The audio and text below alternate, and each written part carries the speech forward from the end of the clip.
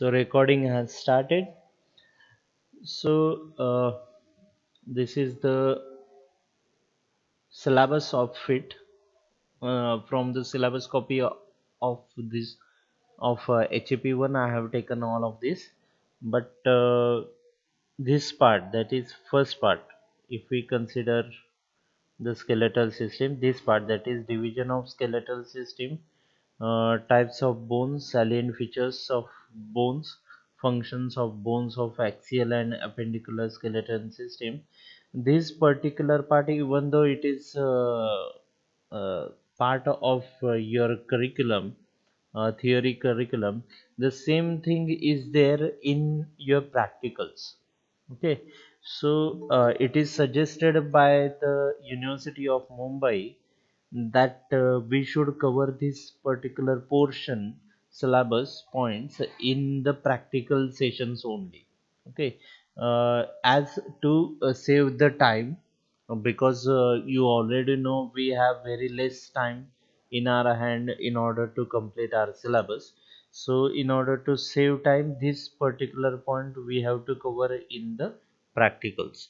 And today we are only going to see these things, that is organization of skeletal muscle, then physiology of muscle contraction, and neuromuscular junction. All of these 3 points, that is first, second and third point, all these points are very important in exam point of view. Okay, you should expect one 10 mark question, one 5 mark question from this particular point. Okay, so everything which is there for the skeletal system or joints, everything is important. You can't leave these points. Okay, for last semester a question appeared on this part, that is, let me, okay, on this part, that is, first part is bones of axial and appendicular system. A 10 mark question was there on this. Okay, so you have to first of all enlist the bones of axial skeleton and then appendicular skeletal system, and then you have to explain one by one, and that question was for 10 marks. Okay, so you can't ignore this particular point, this 2.2, and next one, that is 2.3. It is very very very important in exam point of view. So the number of hours which are given to this, it is 6 hours. Okay, so I have shared you one syllabus copy. I will explain that syllabus. At the last of that syllabus copy, we have given one blueprint. Okay, so I will explain what is that blueprint, and then we will discuss. Okay, so even though 6 hours are given, as 3 hours are for this, that is to the skeleton, to the bones, and the 3 hours to these skeletal muscles. So I will just divide. So skeletal system, two parts, that is bones and skeleton. Okay, and the second part is skeletal muscle. So 3 hours for this and 3 hours for this. And as we are going to consider this in practicals, that's why only we have to engage 3 hours for teaching these skeletal muscles. Okay, so skeletal muscles, let us introduce you to this concept, that is skeletal muscles. So organize, first point that we are going to consider is organization of skeletal muscle. So skeletal muscle is separate organ composed of hundreds and thousands of cells which are called as muscle fibers or muscle cells. So these two terminologies, that is muscle cell or muscle fiber, it is one and the same. Why it is called as fiber? Because it is elongated structure. Okay, usually when we talk about a cell, usually this shape, round shape, comes in our mind. But as this muscle cell, it is elongated structure, but it is a cell only, that's why it is called as fiber. Okay, so skeletal muscle also contains connective tissue surrounding muscle fibers and whole muscles and blood vessels and nerves. One thing that separates this skeletal muscle from the others is that it doesn't show presence of any kind of epithelium. Okay, so here in case of skeletal muscle, connective tissue is what surrounds the muscle fiber, is what covers the muscle fibers. Okay, and as it covers the muscle fiber, we can see presence of blood vessels. As we already know, a characteristic feature of connective tissue, that is, it is vascular in nature. That means it shows presence of blood vessels. So what are the connective tissue components of the skeletal muscle? So first component, which we have already seen earlier on, that is subcutaneous layer, or alternatively we can call it as hypodermis. Yes, so this hypodermis, it separates the muscle from the skin. It separates the muscle from the skin, and it is composed of areolar connective tissue and the adipose tissue. Okay, we have already seen this. Okay, so let's not the focus on that. Next is uh, now below to subcutaneous layer, and the thing that encloses the skeletal muscle is the fascia. Okay, so what is fascia? Fascia, it is composed of dense sheet of irregular connective tissue which lines the body wall and limbs, and so it lines the body wall and the limbs. Okay, so it is the composition, it is like a structure of it, it is description of it, and it is the function. So it supports and surrounds muscles and other organs of the body. So when we are talking about fascia, it is not only related to muscle, but it is also related to the organs. Okay, so what function it plays, that it supports and surrounds. So it supports and surround muscle and other organs. So location wise, it lines the body wall and the limbs.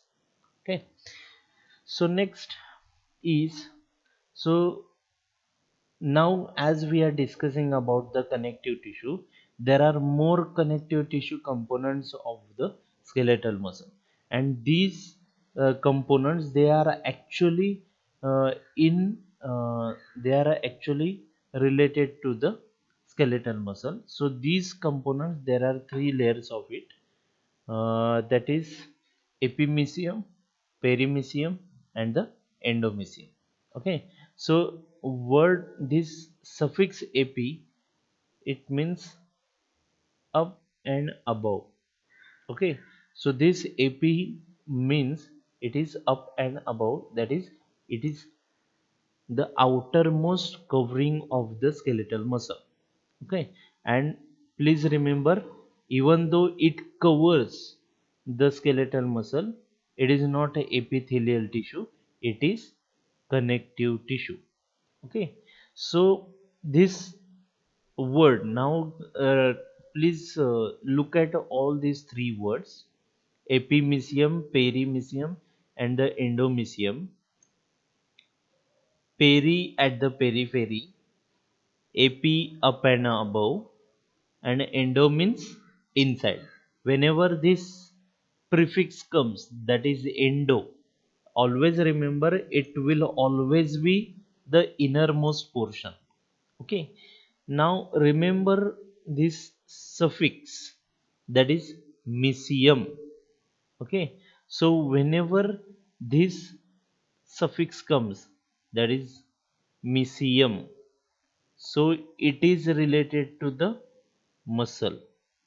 And which muscle? Skeletal muscle.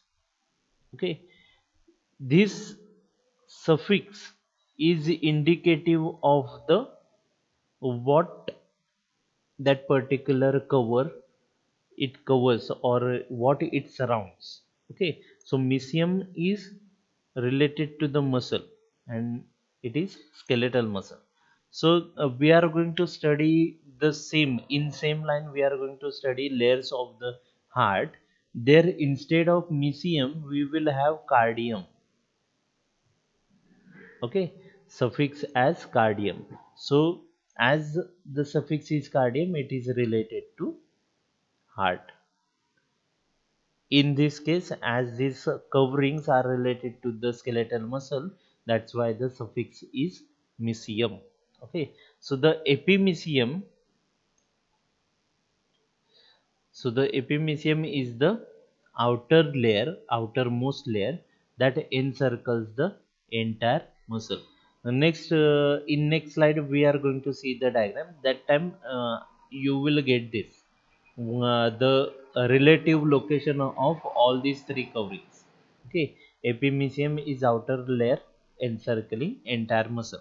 So perimysium, it surrounds a group of 10 to 100 of muscle fibers which separates them into bundles called as fascicles.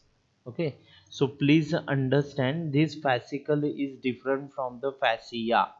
Fascia is different, fascicle is different.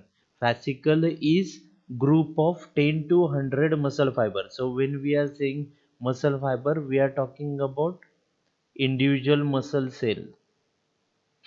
Okay, muscle fiber or muscle cell, it is synonymous to each other.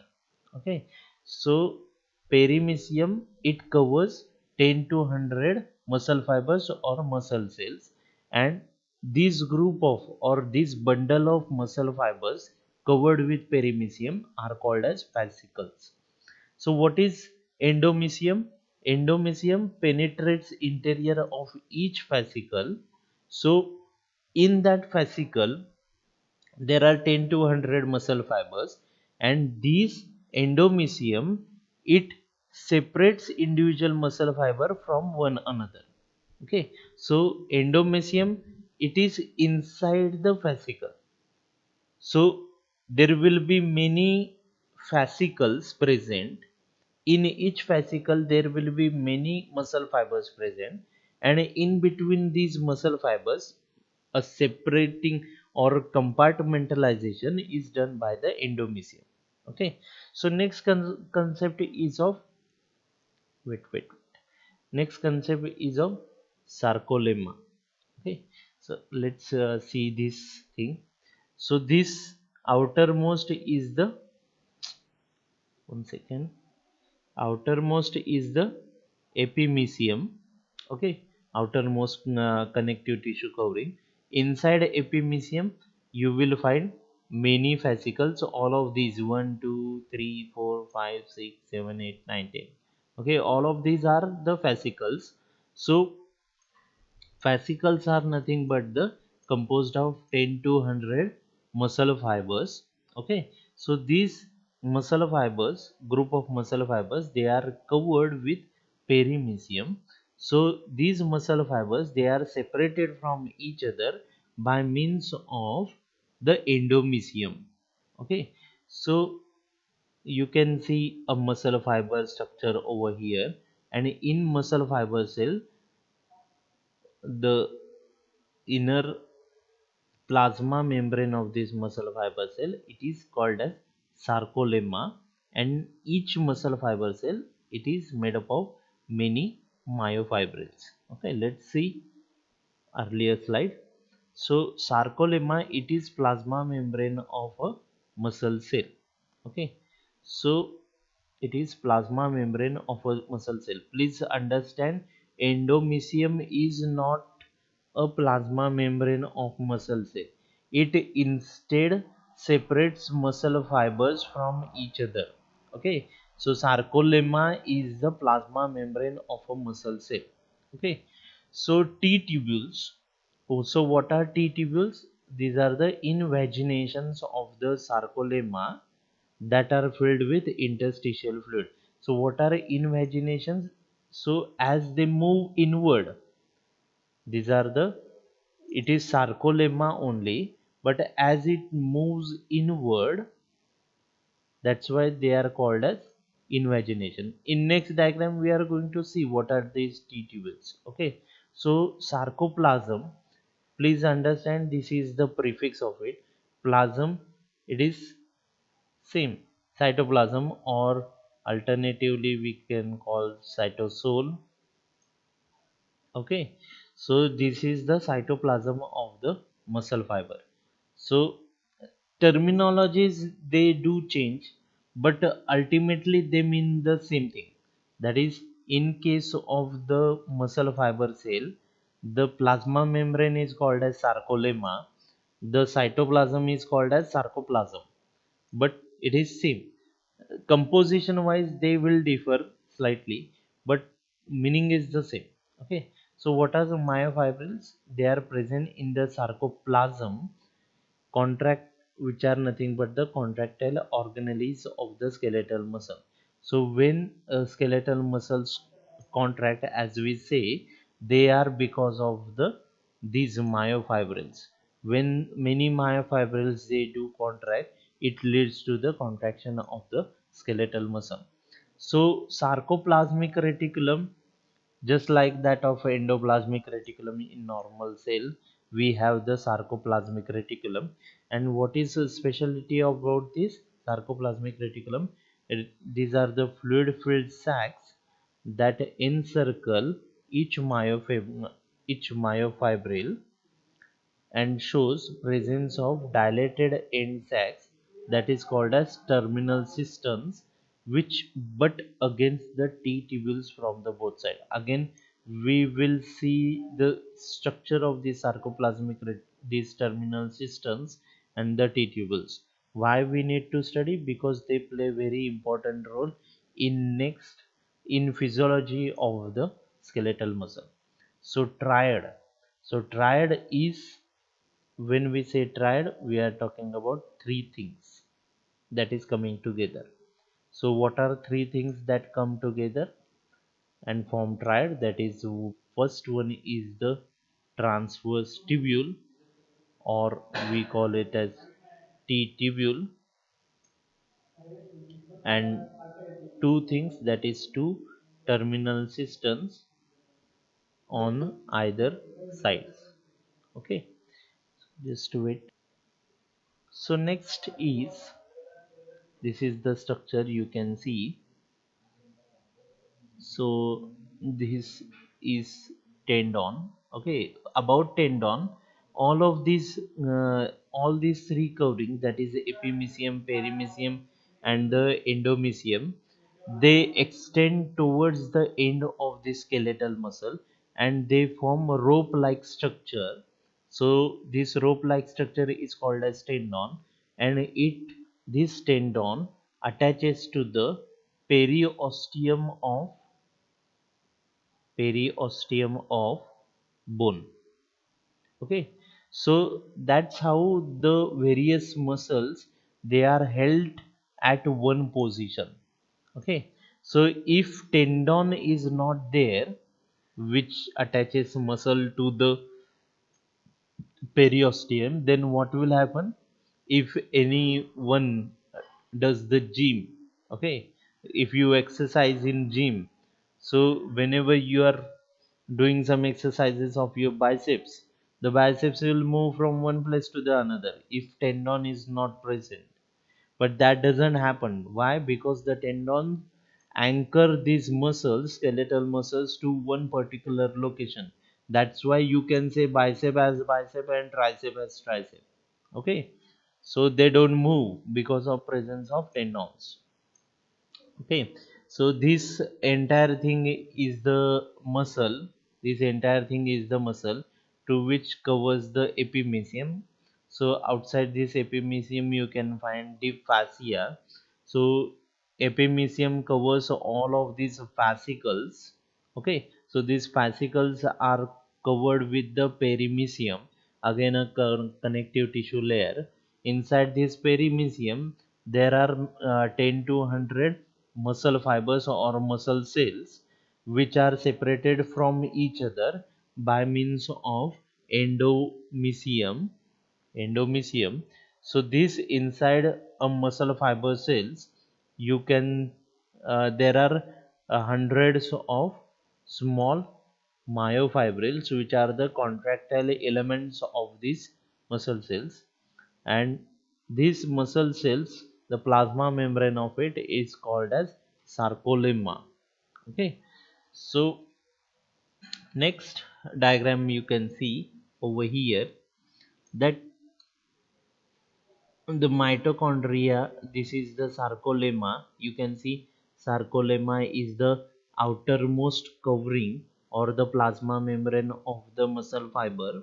So inside this sarcolemma there are many myofibrils are present, and you can see this blue colored thing, it is extended over here.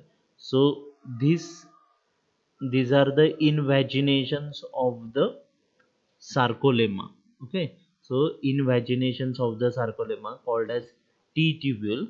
Okay, so the dilated end sacs of this, that is this wired like structure, it is called as sarcoplasmic reticulum.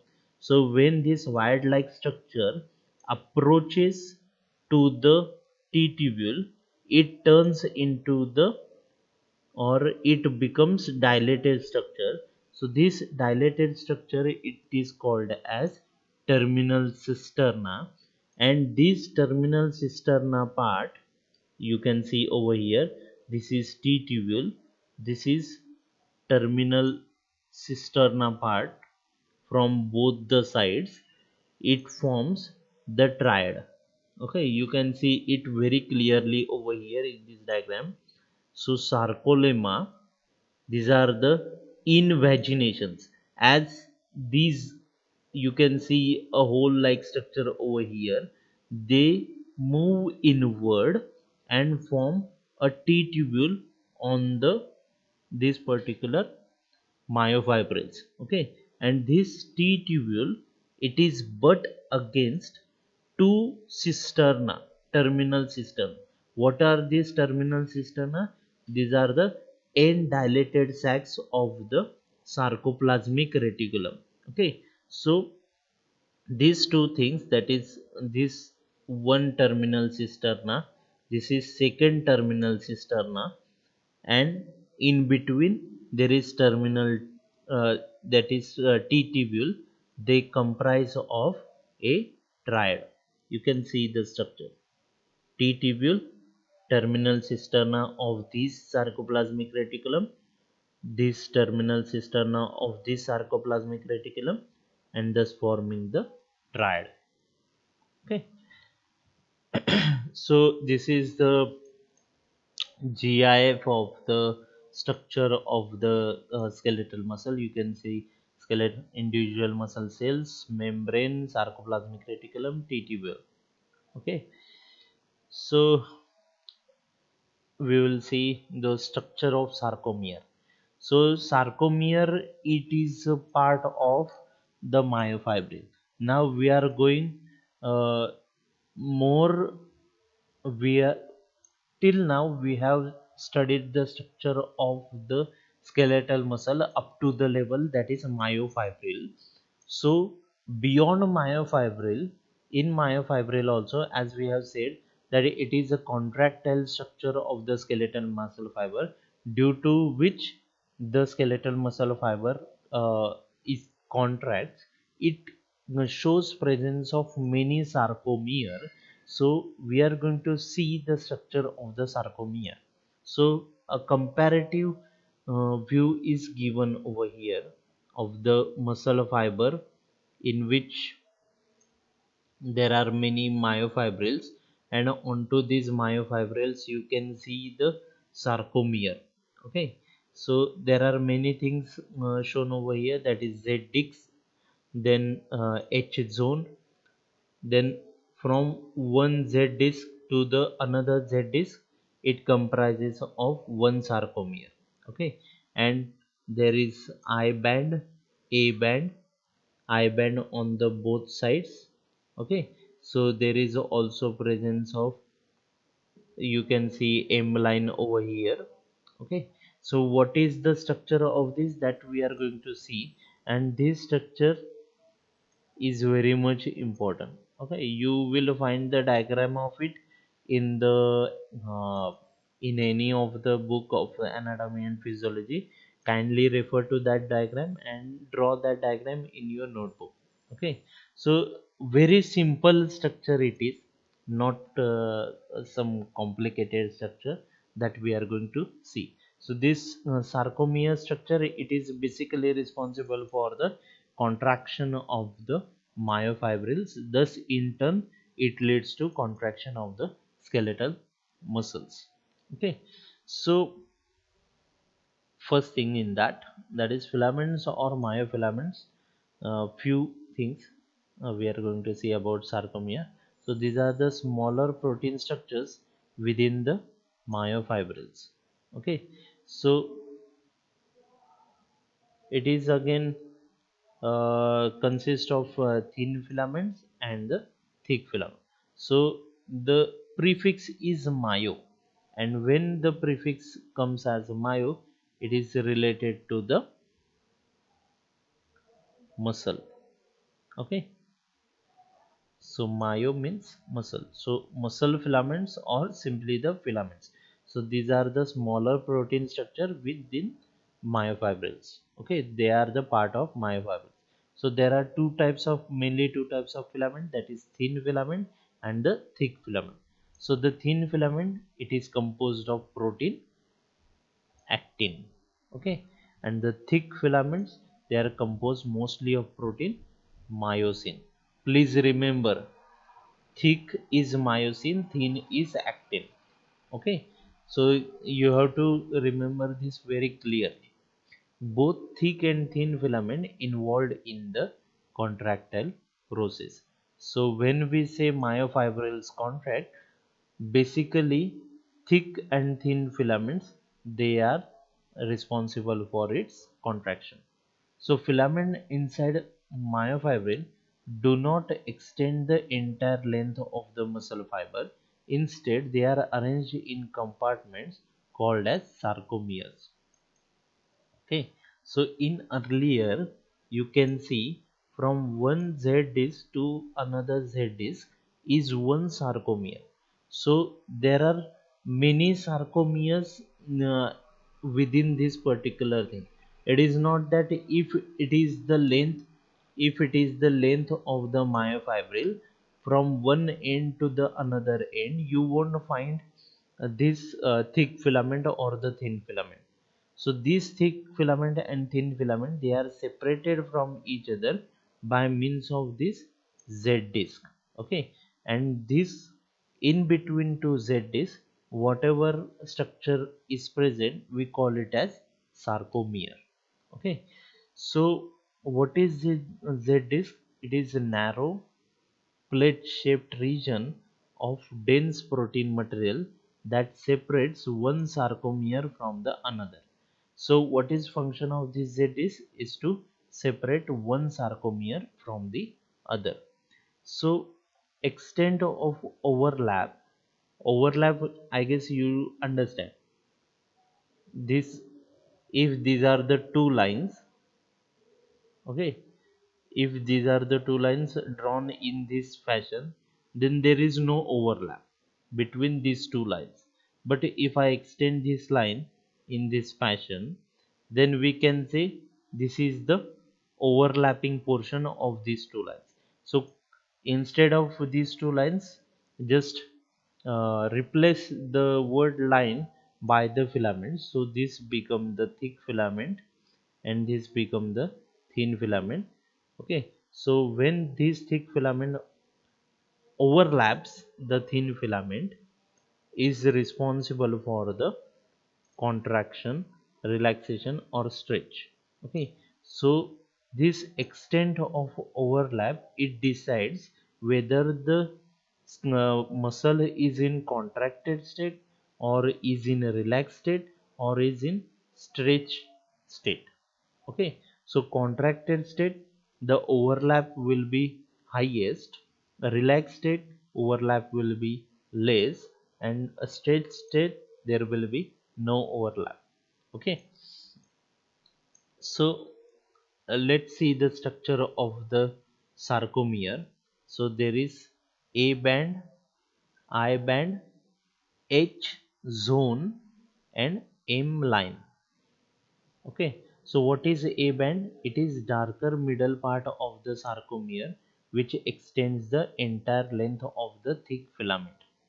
Okay, so what is zone of overlap? At the end of A band where thick and thin filament lie side by side. Okay, if we draw the diagram of it, then you will understand.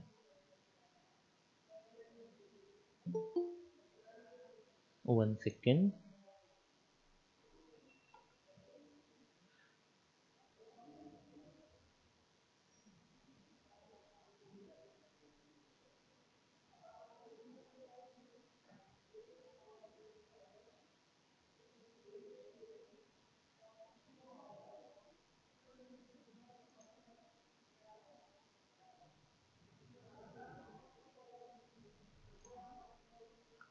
Okay, we will name it accordingly. So zone of overlap, we will see, this will become zone of overlap. Okay, so I band, it is lighter, less dense area that contains rest of the thin filament but no thick filament. So which part of the sarcomere has only thin filament? It is this part. So this part will become I band, and this portion where both thick and thin filament is present, and basically the darker middle part. So darker middle part is because of thick filament, thick filament. Okay, so this middle portion, it will be called as A band. Okay, so H zone, so it is narrow at the center of each A band which contains thick but not thin filaments. So which is such portion? Here, this portion, you will find only thick filament. This, it will contain only thick filament but no thin filament. So this become H zone. Okay, so M line, as the name suggests, M, it is middle. Okay, so as it is in the middle, there will be this M line. Okay, what is function of this M line? We are going to see. This M line, this holds this, the thick filament at a position as compared to that of the thin filament, and this is Z disc. Okay, so from one Z disc to the another Z disc, the entire thing is sarcomere. Sarcomere. Okay, so if the structure of sarcomere comes in exam for 5 marks, then you have to first of all draw the diagram and explain each and every part of the sarcomere. So this part, that is central middle part, which is darker part, it is called as A band. The part where there is only thin line present, that is called as I band. Then the part where you will find only thick filament, it is H zone. Then Z disc, it compartmentalizes the sarcomeres or separates one sarcomere from the other. M line, it is supporting protein that hold the thick filament together at the center of the H zone. Okay, so M line, it is in the middle and holds the thick filament in one position. Okay, so uh, before we move to the next point,